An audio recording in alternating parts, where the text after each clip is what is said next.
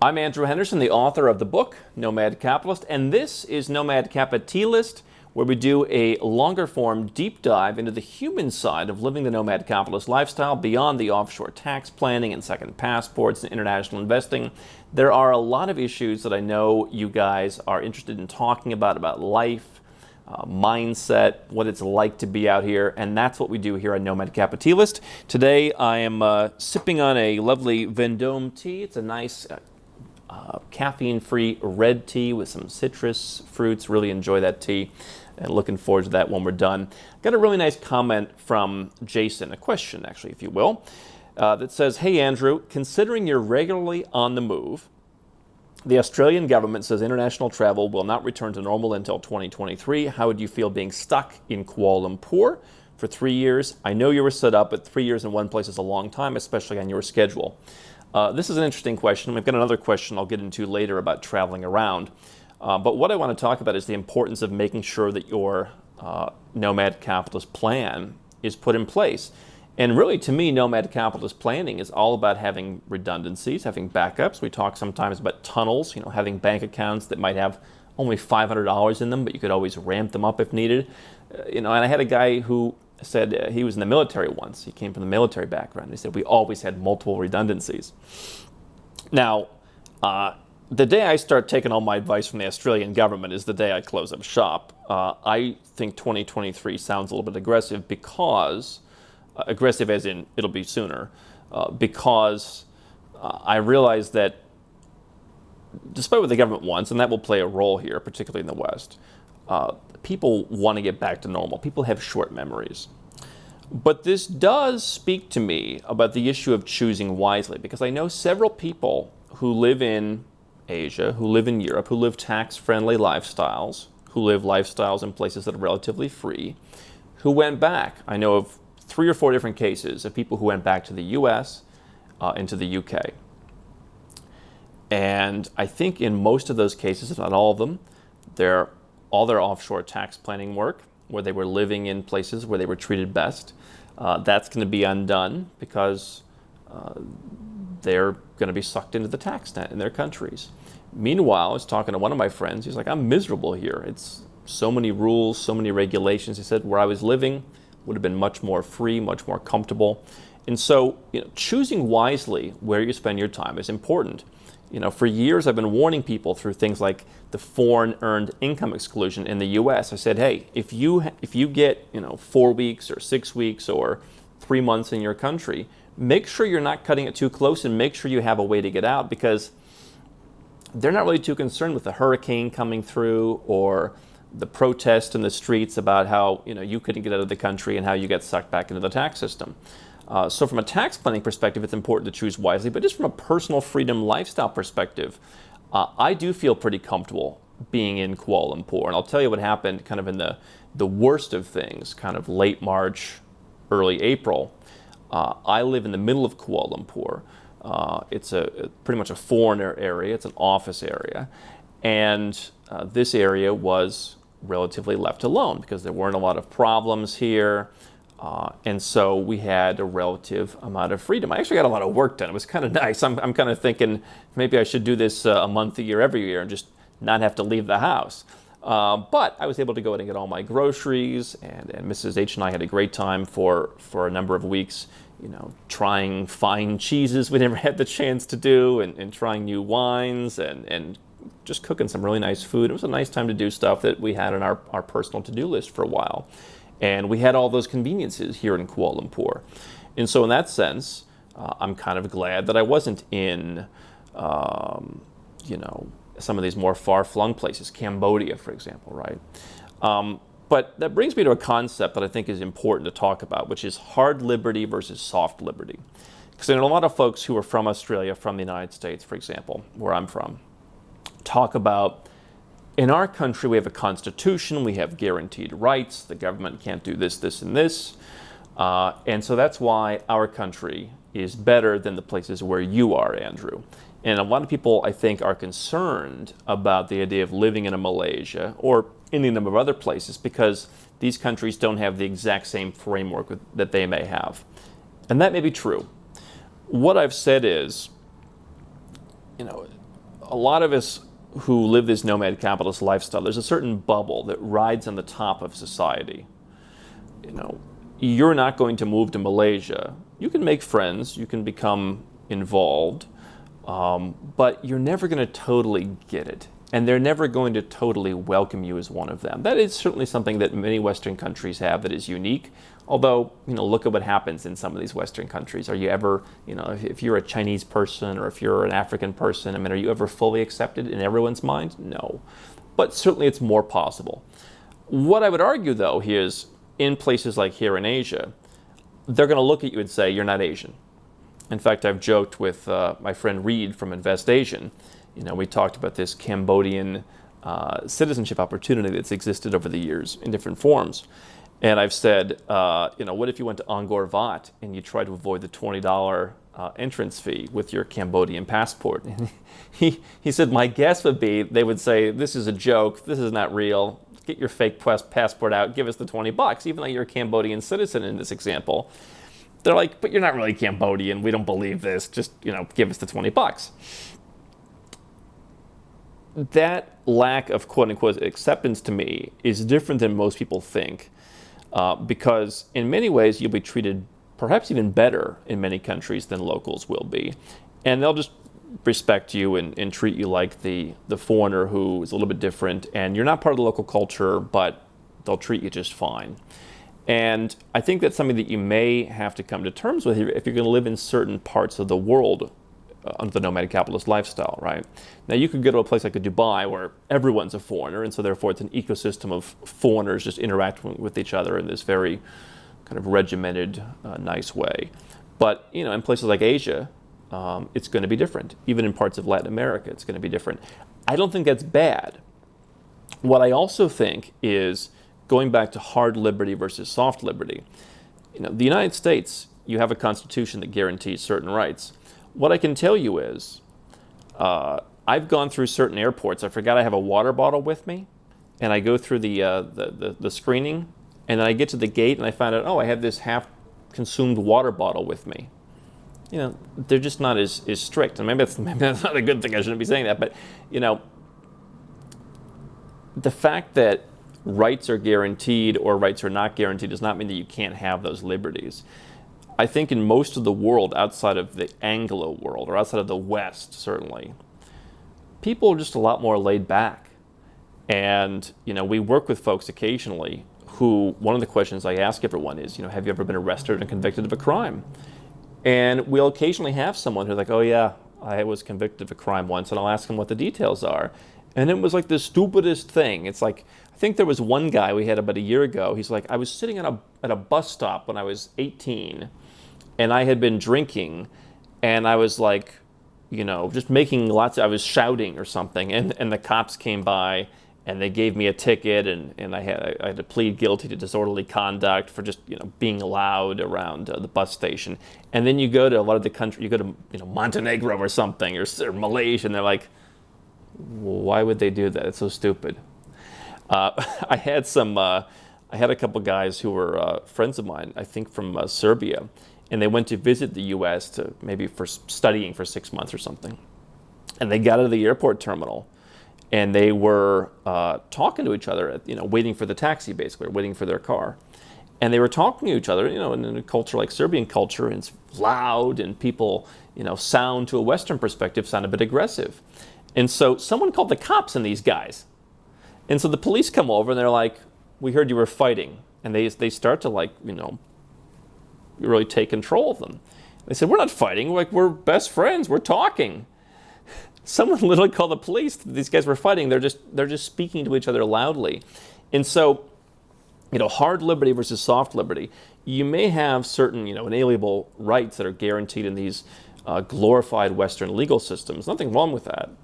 But, the soft liberty thing is, yeah, maybe it's not written down as clearly as it is in the West, but they just leave you alone. Two guys speaking loudly to each other in an airport, pretty much everywhere else in the world, they get left alone. No one calls the police. People mind their own business. And so I think that what you'll find is, going overseas, a lot more soft liberties. Not in every country. Certainly there are some authoritarian dictatorships. Certainly there are countries where they're very regimented. But in most parts of the world, in the countries that we generally talk about as being kind of the up-and-coming places, it's just much more normal. And, I've had certain experiences with police in the United States, just, being pulled over for speeding or making a left turn where you're not supposed to make a left turn, that kind of thing. I had very few interactions, actually, but I've also, followed people. I knew some folks who lived in Ireland, and they had to go and renew their residence permit with the local police. You'd sit around the police station just telling jokes with these guys. It was the most pleasant experience you've ever had. I had to go and get I lost a document. I had to get a police report in Malaysia to show, hey, I lost a document. You go down there, everyone's laid back, it's very pleasant, everyone's very nice. It's a totally different experience. And so, in terms of, people's concern of going overseas and losing certain rights, people say, oh, do they have freedom of speech in that country? Now, I'm all for freedom of speech, obviously. But do you want to move to another country to become highly engaged in their political system and go out and protest and hold signs? I mean, to me, I'm trying to get away from that. I'm just trying to enjoy life. For me, one of the benefits of this whole nomad capitalist lifestyle is getting away from the over-politicization of issues and just being able to go and enjoy your life. And when you get to go and live in different countries, or even live in one country, and you're just a little bit above the fray, Singapore, for example, people say, oh, in Singapore, they can only protest in one part of the place. I go to Singapore. I've never felt like my rights are being infringed. In fact, one of the things they talk about is all the different fines that occur in Singapore. And, it's true. I've never had any issue with that. But I'll tell you, the first time I went to Singapore many years ago, I was carrying around a half-consumed bottle of water. I have a lot of bottles of water, apparently. And I was going down into the subway, the MTR or MRT. And a guy stopped me when I'm going on, and he says, I just see you have the water bottle. I want to remind you, please, just don't open it, don't drink it on the train. Okay, have a nice day. Very nice guy, very pleasant, and that's what it was, right? And so the hard side of that, right, is written in the law is 500 Singapore dollar fine for drinking water. The soft side is they're very nice about it. No one's, beating people with a stick if you drink water. It's just like, hey, listen, we're trying to have a society. Now, you can go to other places, certainly in Malaysia, it's more laid back than Singapore. And people are like, you're drinking water, you're spilling something. Who cares? Nobody cares, right? So you can choose the level of development. Certainly people like the Singapores, the Dubais, those kinds of places. I think compared to a lot of countries in the West, it's more flexible. I can tell you, going through airport security is much more pleasant in those places than it would be in, say, the United States or in Australia. Certainly, again, on a hard side, you go through some of these airports, they just, you walk through, beep, beep, beep. They don't ask you if you want a private room, or they don't ask you if you want to do the, pat down or the body scanner. They just grab your crotch. Okay, you're fine, move on. Okay, so on a hard side, is that as free? I don't know. You move on with your life. And I think that's really an important thing. Many politicians, many governments don't follow their constitutions. The police are out. You see what's happening in the United States. At a certain point, some things can't be taken back. And so, for me, the soft liberties are perhaps even more important than the hard liberties. I mean, if you're allowed to do certain things, and if you're just allowed to live your life and be left alone, to me, that's more important than somewhere on a piece of paper is something that perhaps politicians or governments or law enforcement don't follow. And I can tell you that my experience is substantially, I try and avoid having lots of experience with people like law enforcement, but my experiences have been much more positive outside of the Western world, and really, I mean, for me, outside of the United States in particular. Even some people in Germany, for example, you go through the airport security, they're more nice. So that's my thought, hard liberty versus soft liberty. Timothy asked a question also. He said, do you think, speaking to the idea that international travel may not return to normal, how does that impact the nomad capitalist lifestyle? If you're interested in having me talk about that, we can do an entire Nomad Capitalist on that one topic. My general opinion is, number one, most governments are going to want to stimulate their economies. They're going to want to bring back tourism. They're not going to be able to continue this forever. You're going to see people pushing back. I also do believe that people have short memories, and so they're scared about one thing the next day, then they get distracted by something else in the media. I think that could be used to your advantage. But I think what is also important to realize again is, where are you spending your time? For me, again, I'm very happy that I'm not stuck in a place where I don't want to be. And so how did I do that? By not spending any time in places where I don't want to be. Right? I'm always going where I'm treated best. And so when the world started to lock down, I found myself able to get back into Kuala Lumpur in Malaysia. And quite frankly, everything was very pleasant. And so, for me, I'm not a fence straddler. I'm not like, how much time can I get back in the United States? Obviously, I don't go back to the U.S. at all these days, but I was, I'm not someone where it's like, well, let me get my 4 months in the U.S., let me come back here. To me, this is a reason why that could be a little bit dangerous. And so, having tax-friendly, pro-freedom, pro-business places with nice people, by the way. It's another thing you can say about Malaysia. Very nice people. You're not surrounded by grumpy, miserable, nasty people, as you would be in some places. You're surrounded by very nice, warm people. And so, if you have those kind of places in your life, if you have residence in those places, if you have citizenship in those places, I was able to, as this thing heated up, come back into Malaysia from a little vacation I took, and I made it in a couple days before things got bad. But to me, this is the purpose of having the redundancies. It's the purpose of having everything set up properly so that you don't find yourself stuck in a place where, shoot, I was only supposed to be here for 2 weeks and I hate it here, or they're going to tax the hell out of me. So if you want to hear more about that, leave a comment below. The whole point of this, by the way, is not that you have to be constantly in the move. I like personally being in the move. And even if it weren't, for the taxes, my original benefit in traveling and in living this lifestyle was, I just, I like to move around. I like to see different things. There's so much going on in the world. There's so many beautiful cultures. I want to experience a little bit of all of them. So, that's how I personally like to live. If you, and I'm becoming a bit more slow as I get older, but if you only want to live in one place, that's fine. Being quote unquote stuck somewhere for 3 years isn't the end of the world if you're in the right place. And I think this concept of hard liberty versus soft liberty really can help you dictate, where it is that you would want to be stuck if that was something that had to happen. How can Nomad Capitalist help you? 4 ways. Number 1, subscribe to our channel and click the notification bell to make sure you get our new video every day. Number 2, get a copy of Nomad Capitalist, the book. You'll learn a lot of my personal experiences over a dozen years of studying this stuff, as well as exactly some of the strategies that you can use to build your Nomad Capitalist plan.